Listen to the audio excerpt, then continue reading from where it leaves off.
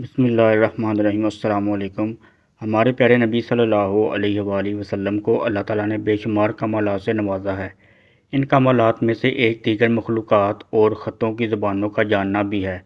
ہمارے پیارے نبی صلی اللہ علیہ وآلہ وسلم کو اللہ تبارک تعالیٰ نے تمام زبانیں سکھا دی تھیں، اور آپ صلی اللہ علیہ وآلہ وسلم ہر قوم سے اس کی زبان میں کلام فرمایا کرتے تھے۔ جب کبھی کوئی ایسا اجنبی آتا جس کی زبان کوئی نہ سمجھ سکتا تو ہمارے پیارے نبی صلی اللہ علیہ وآلہ وسلم نہ صرف اس کی بات سمجھتے بلکہ اسی زبان میں جواب بھی ارشاد فرماتے۔ ایک مرتبہ ہمارے پیارے نبی صلی اللہ علیہ وآلہ وسلم کے پاس مسجد حرام میں ایک اجمی وفد پہنچا۔ ان میں سے کوئی بھی نبی پاک صلی اللہ علیہ وآلہ وسلم کو نہیں جانتا تھا۔ ان میں سے ایک شخص نے اپنی زبان میں کہا، تم میں سے اللہ کے رسول کون ہے؟ حاضرین میں سے کوئی بھی ان کی بات نہ سمجھ سکا۔ نبی کریم صلی اللہ علیہ وآلہ وسلم نے فرمایا، یہاں میرے پاس آگے آ جاؤ۔ وہ قریب آ گئے اور گفتگو کرنے لگے۔ آپ صلی اللہ علیہ وآلہ وسلم انہیں ان کی زبان میں جواب دیتے رہے۔ آخر کار انہوں نے اسلام قبول کیا، آپ سے بیعت کی اور پھر اپنی قوم کی طرف لوٹ گئے۔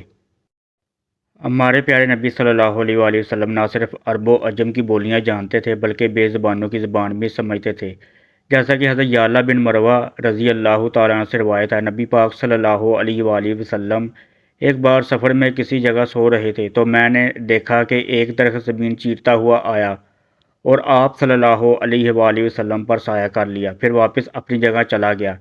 جب نبی کریم صلی اللہ علیہ وآلہ وسلم بیدار ہوئے اور میں نے اس بات کا ذکر کیا تو آپ صلی اللہ علیہ وآلہ وسلم نے ارشاد فرمایا، اس درخت نے اپنے رب سے اجازت طلب کی تھی کہ وہ رسول اللہ صلی اللہ علیہ وآلہ وسلم کو سلام کرے۔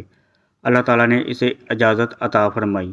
حضرت یعلا بن مرہ رضی اللہ تعالیٰ عنہ فرماتے ہیں، ہم نبی کریم صلی اللہ علیہ وآلہ وسلم کے ساتھ کہیں جا رہے تھے کہ ہمارا گزر ایک ایسے اونٹ کے پاس ہوا جس پر پانی دیا جا رہا تھا، یعنی اس وقت کھیت والے اس پر کھیت کو پانی دے رہے تھے۔ اونٹ نے جب نبی کریم صلی اللہ علیہ وآلہ وسلم کو دیکھا تو وہ بلبلانے لگا اور اپنی گردن آپ صلی اللہ علیہ وآلہ وسلم کے سامنے جھکا دی۔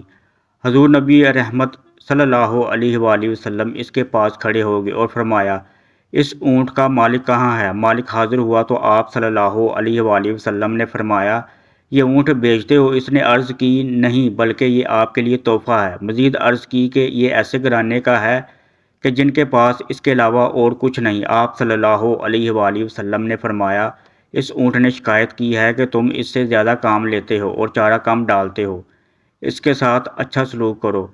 حضرت عبداللہ بن مسعود رضی اللہ تعالیٰ عنہ فرماتے ہیں، ہم نبی کریم صلی اللہ علیہ وآلہ وسلم کے ساتھ ایک سفر میں تھے۔ آپ قضائے حاجت کے لیے تشریف لے گئے تو ہم نے ایک چڑیا دیکھی جس کے 2 بچے تھے۔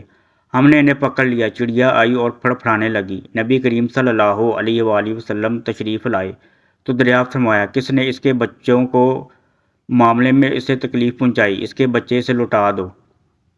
حضرت زید بن ارقم رضی اللہ تعالیٰ عنہ فرماتے ہیں کہ ایک مرتبہ میں نبی رحمت صلی اللہ علیہ وآلہ وسلم کے ساتھ ایک عرابی کے خیمے کے پاس سے گزرا تو وہاں ایک ہرنی بندھی ہوئی تھی۔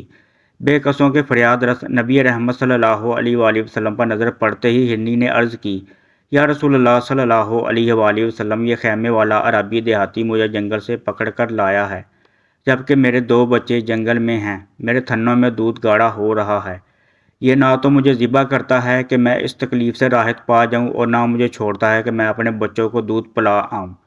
ہرنی کی فریاد سن کر مظلوموں کی فریاد رس نبی رحمت صلی اللہ علیہ وآلہ وسلم نے فرمایا، اگر میں تجھے چھوڑ دوں تو کیا تو اپنے بچوں کو دودھ پلا کر واپس آ جائے گی؟ عرض کی، جی ہاں یا رسول اللہ صلی اللہ علیہ وآلہ وسلم، میں ضرور واپس آؤں گی۔ اگر میں نہ آؤں تو اللہ پاک مجھے ناجائز ٹیکس وصول کرنے والے کا سا عذاب دے۔ حضور نبی کریم صلی اللہ علیہ وآلہ وسلم نے اسے چھوڑا تو وہ بڑی تیزی سے اور بے قراری سے جنگل کی طرف چلی گئی اور تھوڑی دیر بعد واپس آ گئی۔ آپ صلی اللہ علیہ وآلہ وسلم نے اسے خیمے کے ساتھ باندھ دیا۔